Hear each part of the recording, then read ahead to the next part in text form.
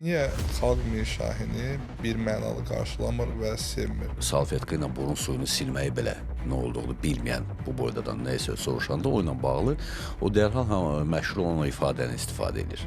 Mən onu deyə bilmərəm ki, kimsə kiminsə qucağında oturub, yoxsa Kamasutranın başqa pozalarından istifadə edib. Niyə indi Orxan Fikrətoğlular və Qəmir Ataşovular yetişmir? Çox təəssüflər olsun ki, bu dəqiqə elə reportyorlar var ki, onlar mətn yaza bilmir. Öz dili var idi. Qaqaşığıma pərvaz elə.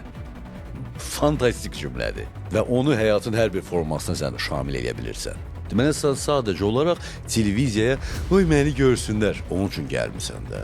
Amma mədəsini jurnalistikaya satanlar indi bu deyir, nə qədər istəyirsən.